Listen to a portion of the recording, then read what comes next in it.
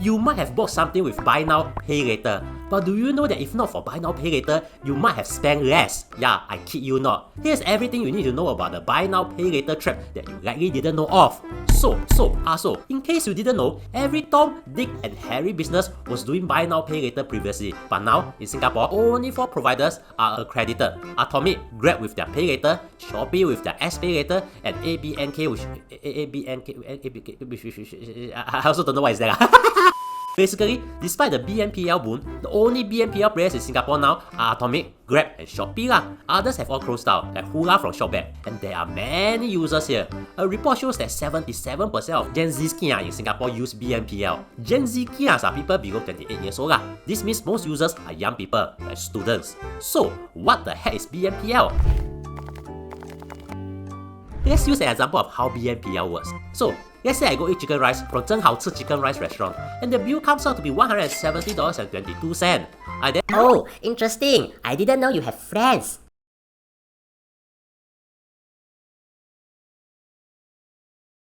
Oh, sorry, you poor thing. Still no fan. One person eat so much, and no wonder the bag is so big. Sorry. If the restaurant has a BNPL provider, I can opt to pay in 4 installments of the $170.22 to the BNPL provider. So on that day, I just need to pay $42.56. Then I can pay $42.56 every month for the next 3 months. There is no interest. The restaurant will then receive the money from the BNPL provider. Simple, right?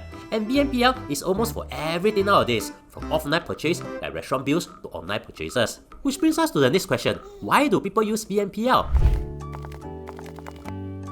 Well, I think it's obvious why people use BNPL lah. In my example, I just need to pay $42.56 instead of $170.22. Yeah, I know I still need to pay the outstanding in the remaining months, but let's face it out. Do you think I really care? Cause I know future ma. I know I show a bad example, but you get the idea. People like it because they don't need to pay so much upfront. But sometimes, there might be deals or points to encourage you to use BNPL. So people might use BNPL for the promos. But here's the question. Why? Why not just use credit card? While they look similar, if you look deeper, BNPL and credit cards are very, very different. For a start, credit cards are regulated very strictly, whereby you need a minimum income lah, your credit limit is based on income lah, etc.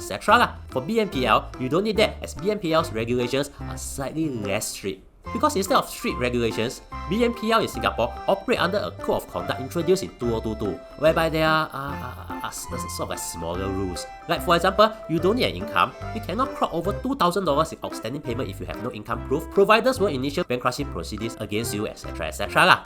Now, wouldn't that be risky for BNPL providers? Why would BNPL providers take such a risk and lend, say, a student up to $2,000 to eat chicken rice? Well, under the hope, it's actually a big mind game.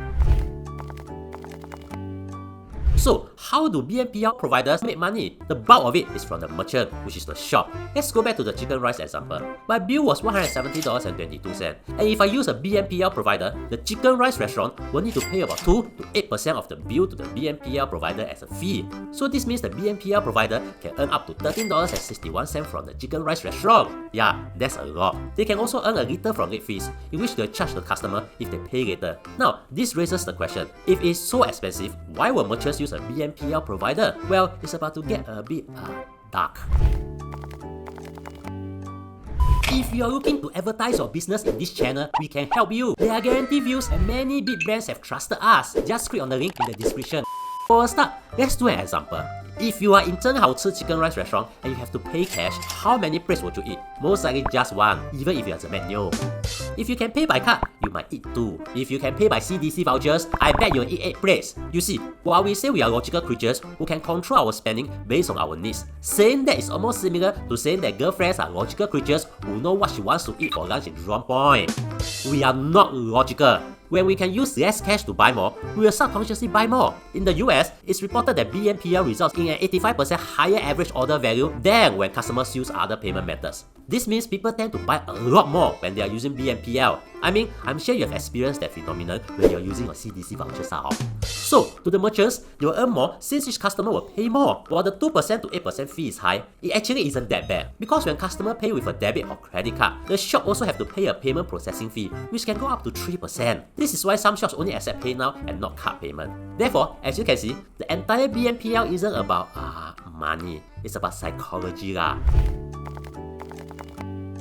So, is this a bad thing? Not really, because when used wisely, it can actually help a lot. But how do you avoid the downside of buying more than you need with BNPL? Well, just by watching this video, you have already taken the first step. You see, this isn't a financial problem, but behavioral one. Now that you're aware of it as you have watched to this part of the video, you are much less likely to fall for it. If you know how it works, you can fight back. It's kind of like the bystander effect. Once you know, you act differently. That's why you should subscribe to us lah. Our videos don't just make you smarter, they might help you save some money leh. After all, knowledge is the best defense against mental traps. We have got more videos like this that use simple knowledge to outsmart common mental traps. Watch this to beat another mental trick. And thank you for spending almost 6 minutes with me. I really appreciate it and hope that you learned something.